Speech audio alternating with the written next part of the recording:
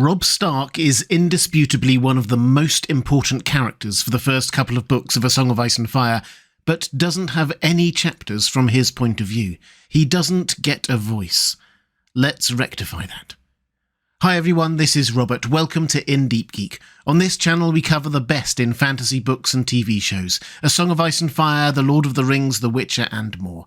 If you like the sound of that, there's a subscribe button in the bottom right of your screen. Robb Stark doesn't have any chapters in A Song of Ice and Fire from his point of view. George R. R. Martin has said on several occasions that he wishes he had included some POV chapters, but instead we see his story through others' eyes, mostly Catelyn and Bran.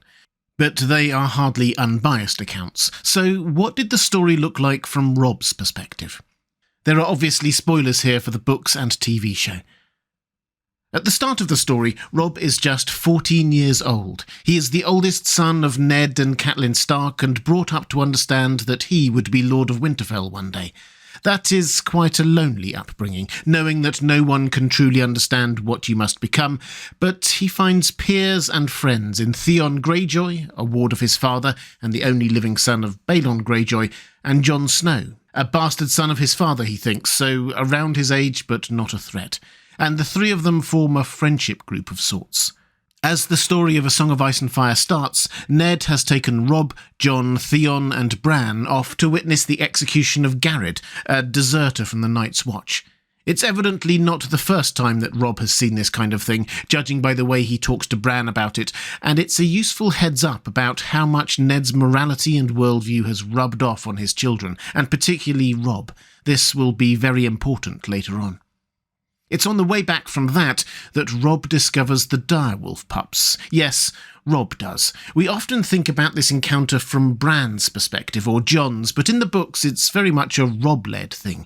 He finds the dead direwolf mother, looks for and discovers the antler in her throat, picks up the pups, gets Bran to pet one, announces that they will keep them, persuades his father by offering to nurse them. It's a shame that we never get to see the development of the relationship between Robb and Grey Wind from his perspective, because their bond seems to develop at least as quick, if not quicker, than his siblings do. Pretty soon, though, the main plot kicks in, and King Robert Baratheon arrives at Winterfell with his family and retinue.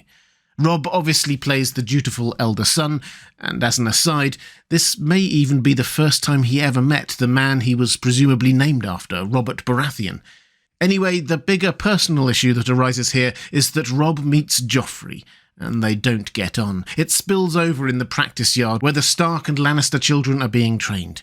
Joffrey tries to challenge Robb to a duel with steel, but the Winterfell Master-at-Arms wisely intervenes, and Joffrey takes this as an opportunity to mock Robb. Not that these tensions get to play out any further in Winterfell. Ned heads south to become Hand of the King, leaving Robb in charge of Winterfell. Responsibility at a young age, although Ned ensured he had plenty of advisors there. Catelyn, his mother, Maester Luwin, Sir Roderick, and so on, although Cat's input was much diminished after Cat gets increasingly focused on Bran in his coma, and then, after the assassination attempt, she decides to head to King's Landing to tell Ned what she's learned. But Robb steps up. He deals wisely with Tyrion when he passes through Winterfell, letting him carry on his way unmolested. Compare this to how his mother reacts to Tyrion not much later in the story. Robb could have pushed the whole continent into war much earlier, but decides not to. He visits distant holdfasts to show his face, and with Theon rescues Bran from the wildlings and makes the decision to spare Osha's life. Again, a big decision that will help the Starks hugely in the future. When the devastating message comes that Ned has been imprisoned and called a traitor in King's Landing, Robb again steps up, calling the banners, and one by one the Northern Lords and armies arrive at Winterfell, bringing new challenges with them. Mage Mormont says that he is too young to rule. Roose Bolton and Robert Glover both want command of the army. Lord Cerwyn wants Robb to marry his daughter. Great John Umber challenges his authority to his face. Each challenge is dealt with efficiently and fairly by Robb. In doing so, he repeatedly name-checks his father. My father would never do such and such, or my father always said such and such. It's clear that Robb is taking Ned as his role model to an extreme, and eventually The Northern Lords and the people start to respect and honour him as they did his father. When they march south, he is in undisputed charge. Which, from a casual read, sounds like Robb was a bit of a natural at leadership. Perhaps he was, but he didn't feel it. One of the low-key saddest parts of these chapters is how Robb would visit Bran sometimes late at night. Again, we never get Robb's POV, just Bran's, and we read this. Bran heard his brother sob. The room was so dark he could not see the tears on Robb's face, so he reached out and found his hand. Their fingers twined together. On the outside, Robb was doing everything he had to do, standing strong, resisting challenges, being the model of a young lord, determined to stand up for his family. But inside, he was a 15-year-old boy who had just lost his father. His mother had ridden off south months ago. His friend and supposed half-brother John had gone to the wall. Both sisters were gone. It's a story of someone thrust into responsibility too young while still dealing with heartbreak. It's tragic, and we only get to see it in patches. Anyway, he heads south at the head of his army. This was against Maester Luwin's advice, who wanted Robb to stay in Winterfell and give command of the army to one of the experienced lords, but Robb insisted. His father would not have done that, so he wouldn't either. At the risk of over-psychoanalyzing this, Robb's insistence on doing as his father would have done seems to be his coping mechanism. He can keep going as long as he keeps doing what his father would have wanted. At Moat Cailin, the army stops to regroup. At this point, Cat rejoins Robb, and we see things from her perspective. She still sees Robb as her young son, but has to accept his new authority. He can be her son in private, and he does turn to her, but in public he cannot be seen to be taking the lead from his mother. And at Moat Cailin, he faces a strategic decision. There are 2 Lannister armies facing him in the Riverlands, one on each side of the wide Green Fork River. Should he hold his currently very defensible position, commit all his forces to take on one of the armies, or split his forces? He decides, as was his position throughout the war, to go on the offensive. The bulk of his slow-moving infantry will keep heading down the King's Road under Roose Bolton's control to meet Tywin's massed force. Hopefully the Lannisters will think that that is all of the Northern Army.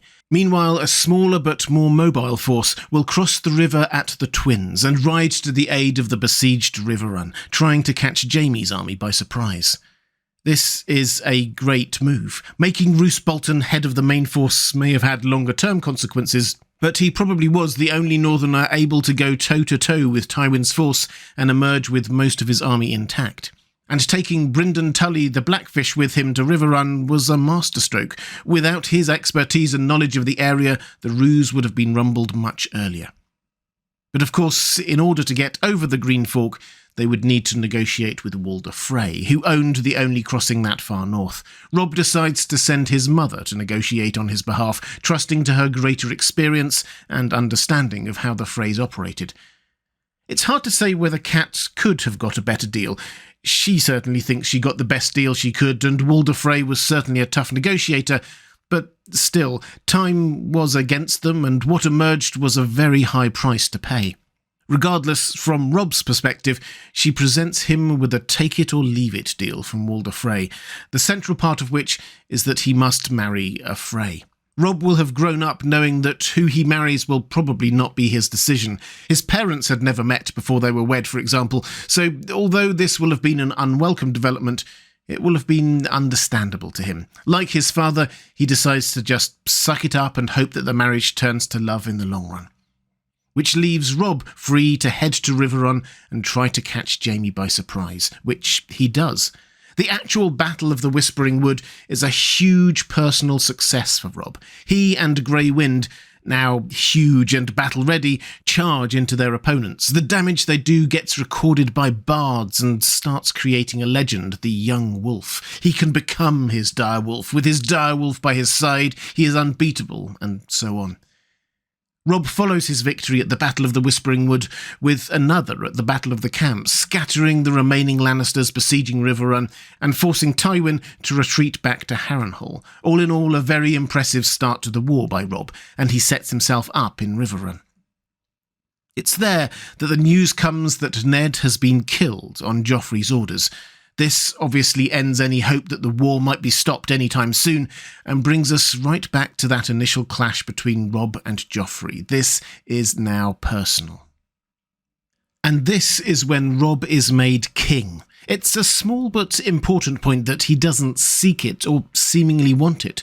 And we obviously never get to hear exactly what he thinks about it, but suddenly he is not just acting Lord of Winterfell, but king in the north in his own right, and king of the Trident. And he has to act like it. Robb takes a moment, or several weeks in truth, to work through what to do next. To be fair to him, it is a complex situation, but eventually he decides to send out a series of emissaries. Theon will go to his dad Balon Greyjoy to try to get the Iron Islands on side. Catelyn will go to Storm's End to try to strike a deal with Renly Baratheon, and Cleos Frey will go to King's Landing to see if the Lannisters are willing to parley. It's fair to say that none of these emissaries met with any kind of success. Indeed, Theon's arrival at Pike just provoked an Ironborn attack on the north. Cat arrived just in time to see Renly murdered by a shadow assassin, and Cleos Frey was virtually laughed out of King's Landing. Not much diplomatic luck for Robb there, and while the emissaries were gone, he lost a crucial part of his support network as well. So he's left with the strategic decision of what to do with his forces. Tywin is encamped in Harrenhal and perfectly placed to block any attack on King's Landing from either of Robb's forces. Can Robb draw him out? The only way that seems possible to him is to launch an attack on the Lannister Heartlands, the Westerlands. Might that force Tywin to abandon his position? If Tywin does head west, then Roose Bolton's forces further up the King's Road could move south. So Robb strikes west. His direwolf Grey Wind finds a goat track that can get his force past the formidable Golden Tooth, and he takes out Lannister supporter after Lannister supporter. The Battle of Oxcross destroyed a new Lannister army being trained just 3 days from Lannisport. Ashmark and the Crag follow, and Stark forces head out to lay waste to Lannister holdings. But, and this is in many ways the turning point of the war, Tywin Lannister does not budge, instead focusing on securing an alliance with the Tyrells to save King's Landing from an attack by Stannis. Meanwhile, Robb was wounded in the battle for the Crag, the home of House Westerling. There are lots of opinions here about Robb Stark winning many battles but losing the war, and that is undeniably true, but from his perspective, he was actually making strategically sound decisions. He wasn't to know about the shadow baby that killed Renly and freed the Tyrells to switch sides, or Tyrion making King's Landing extremely defendable, or even Theon turning on him and attacking the north. He can't really be blamed for any of that, but it happened, and he found himself alone, free from the influence of his father, mother, Maester Luwin, or anyone in his family or close friends, and injured. And that's when Jane Westerling comes into the story.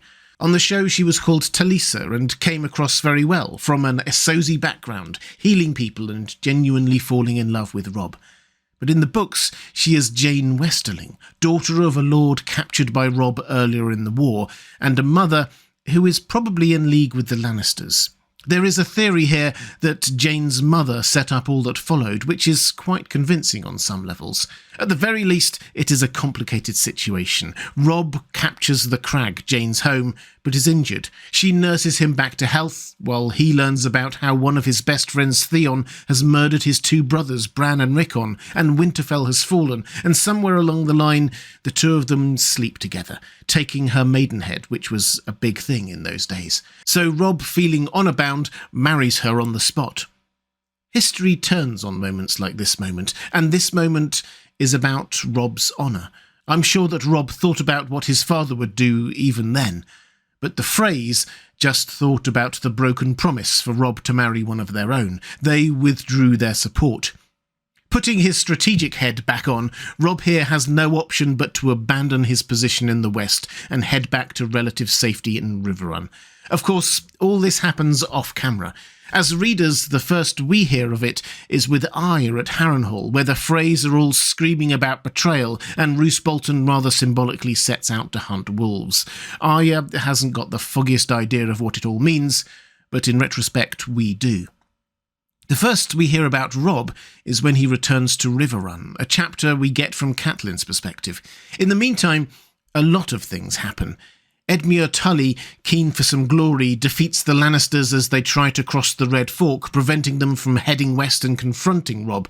So instead, the Lannisters head southeast, getting back just in time to save King's Landing from Stannis' attack. This was a win for Edmure, but strategically inept. The whole point of Robb attacking the Westerlands was to draw the Lannisters back out west, and now Edmure had prevented that. Catelyn, broken by news of Bran and Rickon's deaths, they obviously aren't really dead, but she thinks they are, releases Jaime in an effort to get her daughters back. The Northern Lords didn't take well to this, Rickard Karstark in particular. He sends soldiers after Jaime and Brienne, and even executes some Lannister prisoners in retribution.